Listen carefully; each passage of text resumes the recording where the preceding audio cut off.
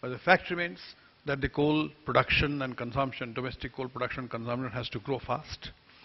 We are already importing today about 23% of our requirement, and this is likely to go up to somewhere around 40% by 2017-18, unless something drastic is done to change the domestic production and offtake of coal. What we envisage is, as against a growth rate of 3% to 4%, we need to move to 10% immediately, and that 10% growth rate should continue for a period of 5 to 6 years in order to ensure that the import bill doesn't go up anymore.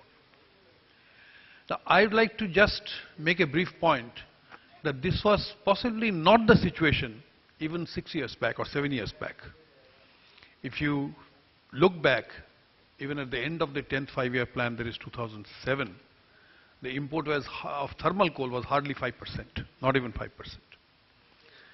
And today it is 23%, is moving towards 40% in just next 4 or 5 years. So what actually has gone wrong?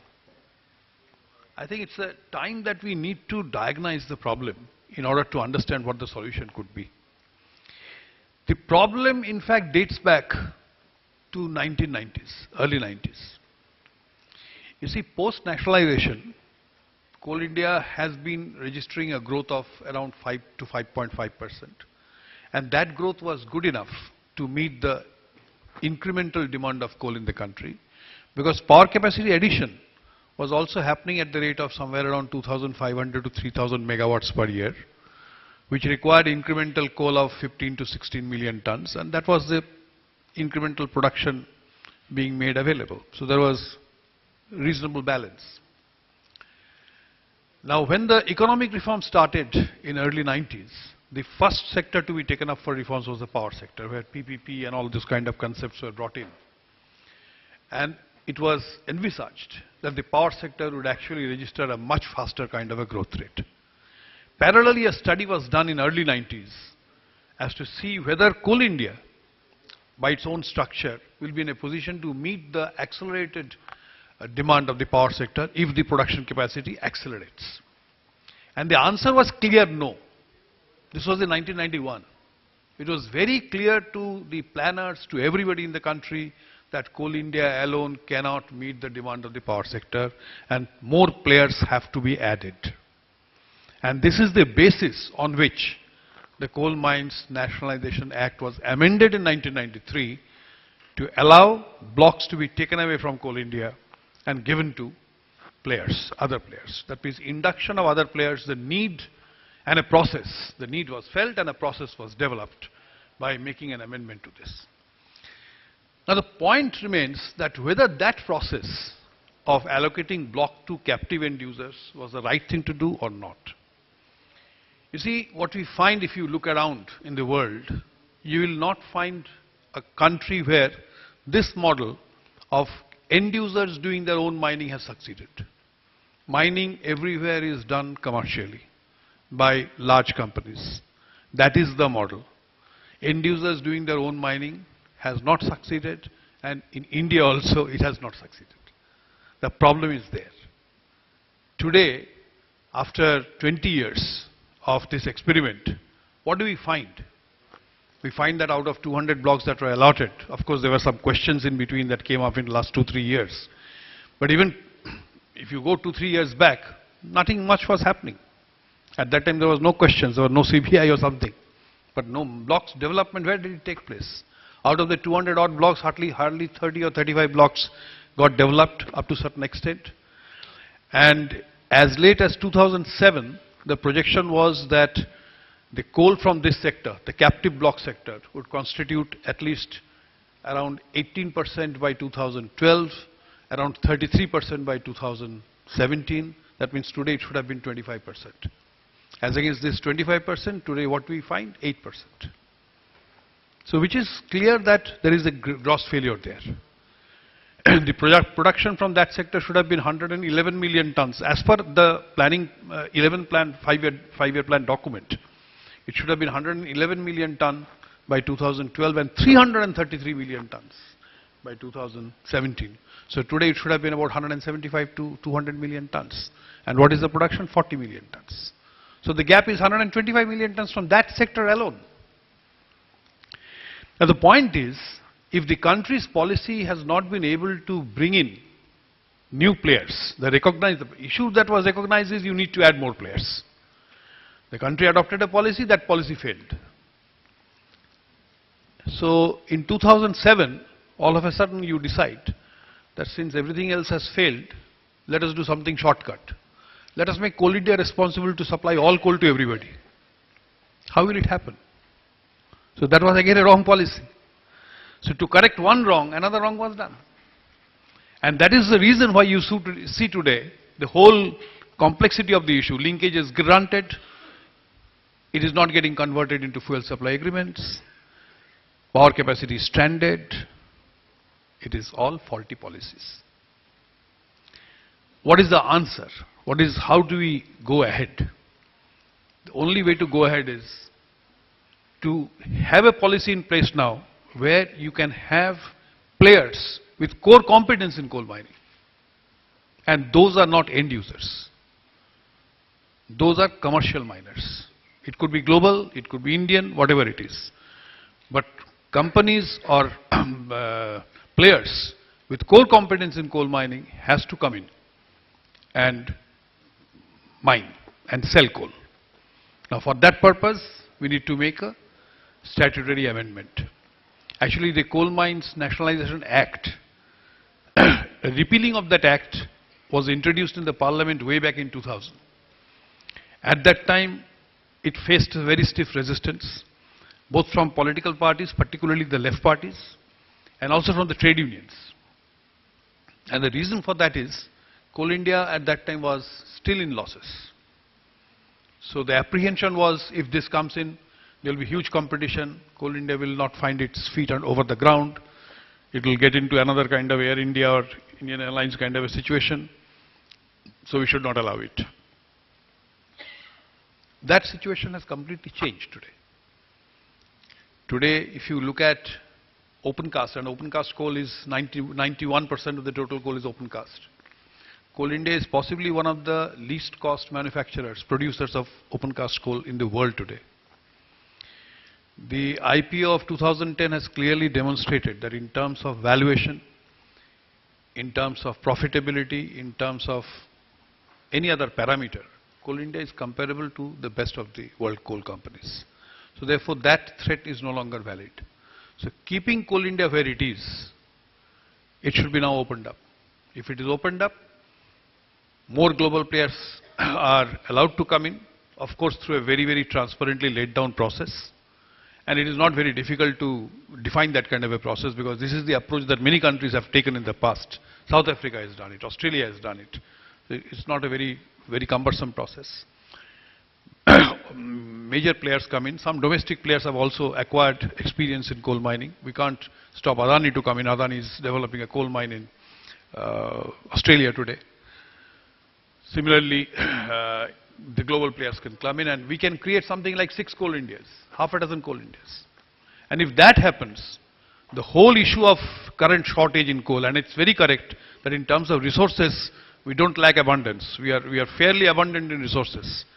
Our aggregate resources today, proven, unproven, taken together, is about 20% less than what China has. But Chinese coal production today is 6 times more than what we are doing. So it's possible to change this whole situation of shortage into abundance because the resources are available with us. And I'm quite sure that if next 30, 40 years we use up our coal, by that time some other energy resource will definitely come. 40 years, 50 years down the line, I don't think we'll be using coal to manage our situation. So it's better to use up the coal now. I mean, why keep it like there?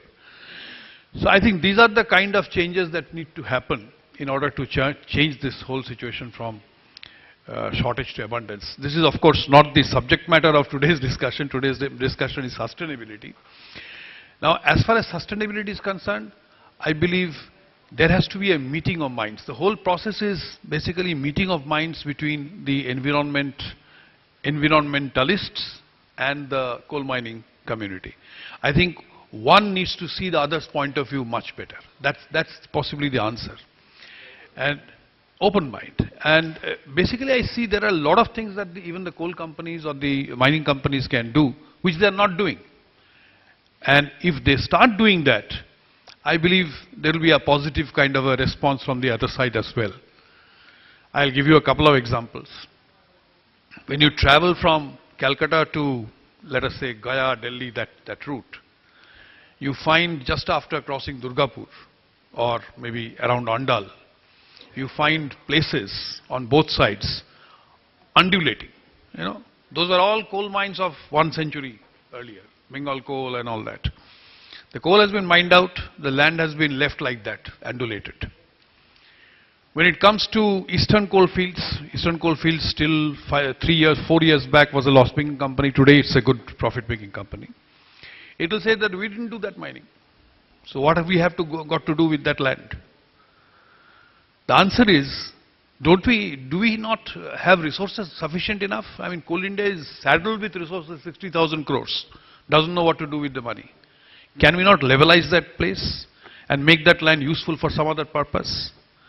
Or at least convert that land into a good forest? Do afforestation? I think these are certain things that the companies should proactively take up. Once that happens, you can have a lot of barren lands are there in the coal fields, which can be converted into at least forests, if not anything else, or made fit for alternative land use. So this is one area that should, and simultaneously what can be sought is that if I am going to convert a barren land into a forest, give me credits, and I can use those credits for seeking diversion of forest land. So these kind of arrangements one can argue and think of in order to make forest clearances easier, environment clearances easier, and to that extent get coal projects approved, and let not these clearances come in the way of faster addition to capacity of coal production. We have very simple things like managing the air pollution in the coal fields. Water sprinklers. The water sprinklers that we use are very different from the water sprinklers that those of us who have seen mines abroad will find that there is a basic difference.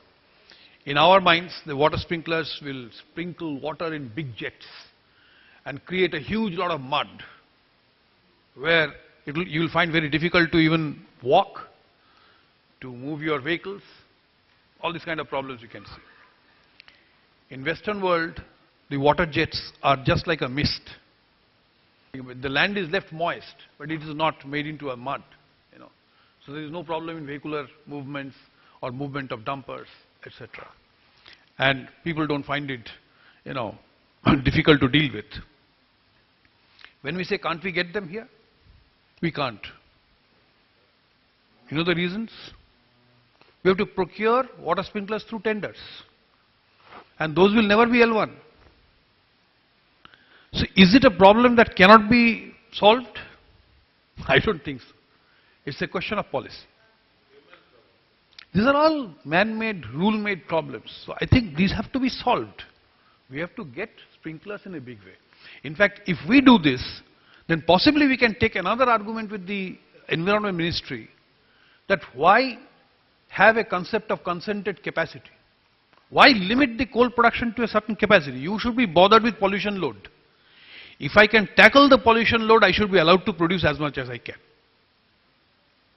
If this argument is accepted by them, and if in order to make this accept, you have to have these advanced kind of systems in place so that you don't disturb the pollution, the environment. If you tackle the environment, tackle the pollution load, it's a fair case to suggest that don't limit our production. I will quote another example which I love to narrate whenever I have a gathering of this type. This was a mine in Newcastle. And this was an open cast mine producing 2 million tons of coal. It still produces. It is still there. It is very close to the Newcastle University. The big problem is the mine is surrounded by chemical factories, pharmaceutical factories, and all kinds of factories.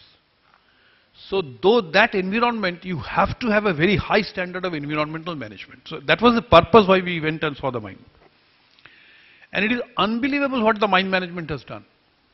It's an open cast mine with maybe 3:1 kind of stripping ratio, so 3 cubic meters of overburden per ton of coal. All the equipment have been converted into environment friendly equipment. There is a, in the surrounding there is a consumer there, I mean there is another production facility which cannot absorb too much of a sound pollution. So all the dumpers that are running there have a something like 15 feet kind of a buffer built inside which absorbs the sound. So no sound is emitted. Every excavator has a water tank with nice fitting ins. At the point of excavation, water is sprayed. So particulate matter is completely controlled. And 2 million ton mine is not a very small mine. The point is that anything that is possible in a 2 million ton mine can be scaled up in a 20 million ton mine, maybe adding more kind of machines of this type. So this mine we saw in 2009, and since then I was trying to impress. In fact, I asked the mine management, how did you do it? They said, we did it. We did all the improvisations on these machines.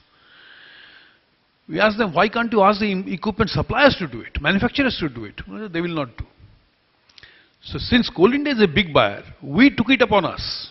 And in 2009, 2010, I remember in the tender document, I held back the tender documents for about 3 to 4 months, trying to impress upon the global manufacturers that you have to do this.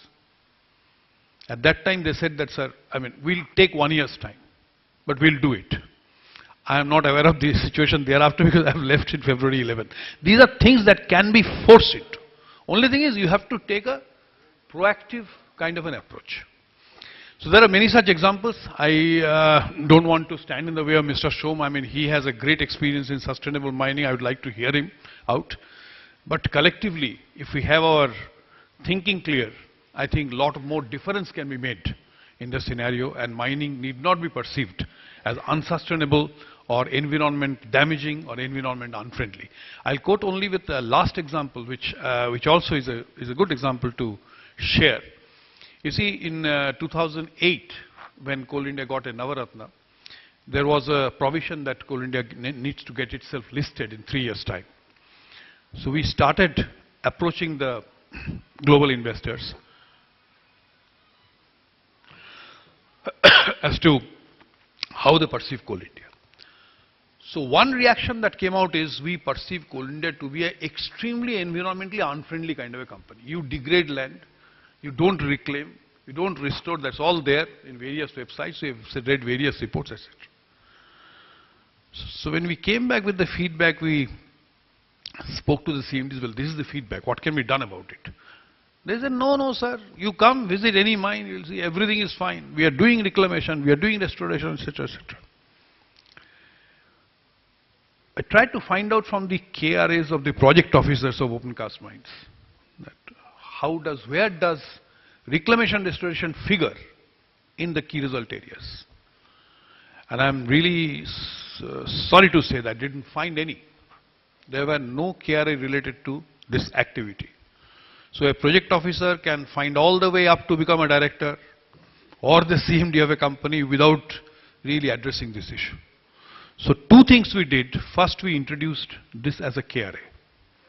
That whatever, there has to be a target every year for reclamation restoration, and that target has to be the KRA with the second highest weightage next to coal production. Second thing what was done, we spent about 14 crores of rupees in trying to arrange with NRSA, the National Remote Sensing Agency, to take satellite maps of major open cast mines on an annual basis. So 2 successive maps will clearly show whether restoration reclamation has been done commensurate to production or not. If the blacked out area is increasing, it is not commensurate. These 2 actions simultaneously, the result was absolutely startling. The top 49 mines which we did, which accounted for about 85% of open cast coal production, all were found compliant. Everywhere restoration reclamation was done as per the satellite maps. The next step was, if we are so much compliant, why can't we apply and secure ISO 14001? 53 mines in 2010 got ISO 14001. So that was one way where we transparently convinced the global investor about the environmental track record of the company. So it all can be done. And I think these are processes. We can innovate more things. If we carry on these processes, I think the target of achieving a much faster growth rate in coal production in an environmentally friendly and a sustainable manner can be met. And this is absolutely critical to have energy security in the country. I think with that, I will close for the time being. Request Mr. Shom to.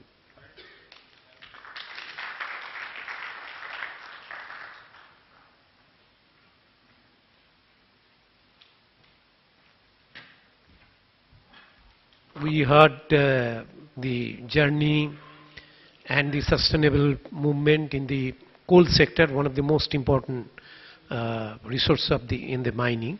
Now we are going to listen from Mr. Shom on the iron ore sector.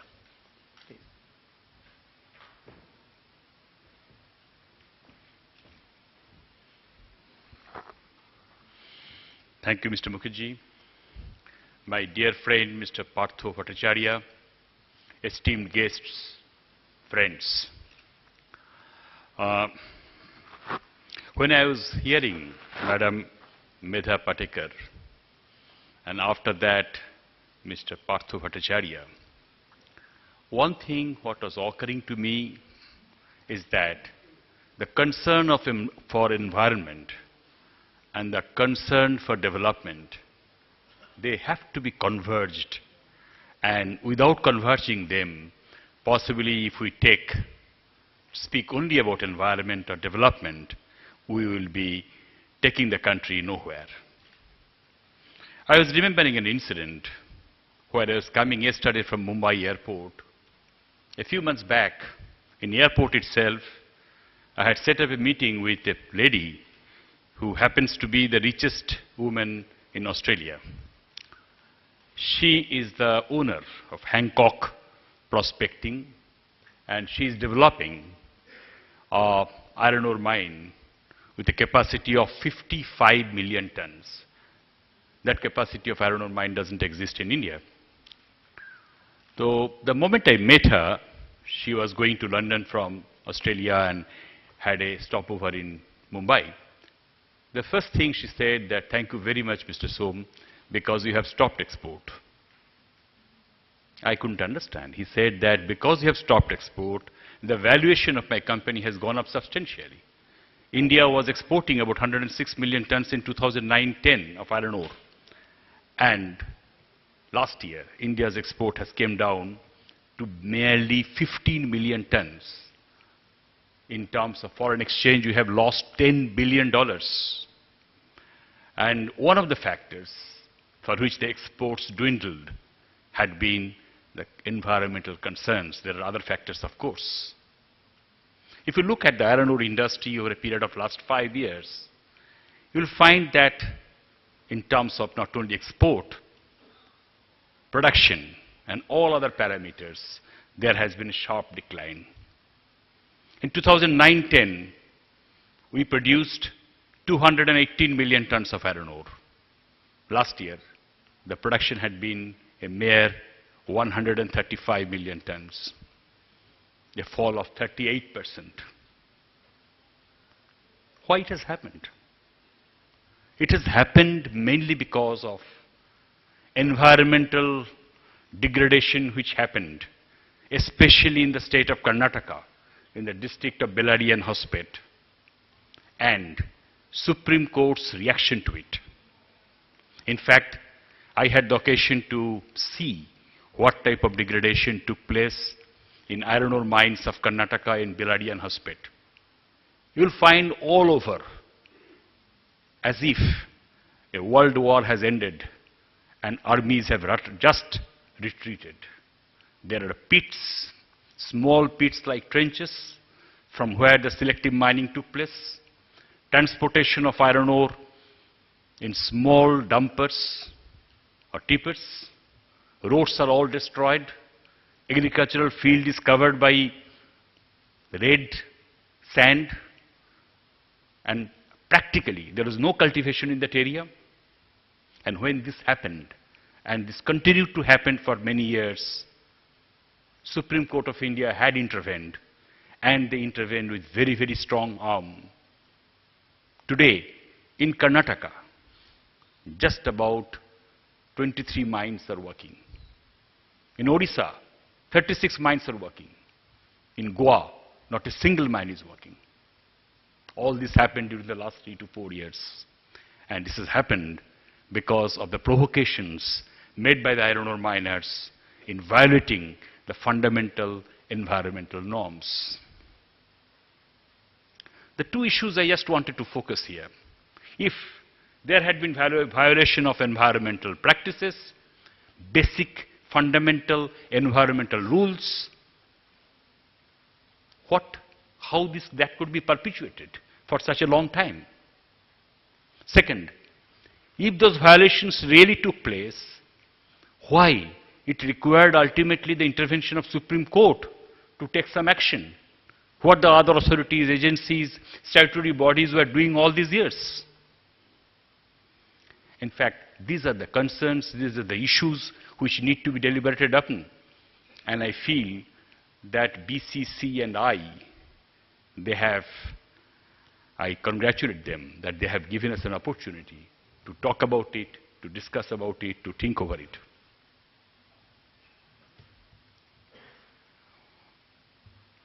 Before I come to these things, let me tell you some fundamental things about mining. Mining is an invasive industry. There cannot be any mining whatsoever which will not have any environmental impact. Mining will always have environmental impact. Mining means extraction of minerals from the body of Mother Earth. Either the extraction will be done through open cast mining, where the subsoil is thin, you remove the subsoil, take out the minerals, or you do it through underground mining if the minerals are deep-seated. But whether it is an open cast or it is underground, you have to interfere with the surface. And because you have to interfere with the surface, there will be some environmental impact. The task for us would be, if we have to take development and environmental protection together, to ensure how the environmental impact could be minimized. And second, whenever there are environmental impacts, how it can be corrected at the earliest possible opportunity. These are the things, two things which have to be finalized. Now, how an iron ore mine looks like, many of you must have seen, but let me tell you, there are 3 or 4 broad areas where an iron ore mining impacts the environment. First, you have to have a pit. And incidentally, in India, there is not a single underground iron ore mine. In fact, in the world only, there are only 2 underground mines in the world, one in Sweden, the other in Kazakhstan. So iron ore mine is primarily a open cast activity. So you have to build a pit, you have to remove the topsoil, along with topsoil, you have to remove the green cover. Then you have to transport iron ore which is mined from the pit to a crusher. Then from crusher, you have to take it by road up to the loading point. Then there is a loading point where again you have to remove green cover to the extent required and have the wagons, have the trucks and get them loaded. So basically, in 3 areas, there would be intervention on the environment. Plus, there will be a tailing dam,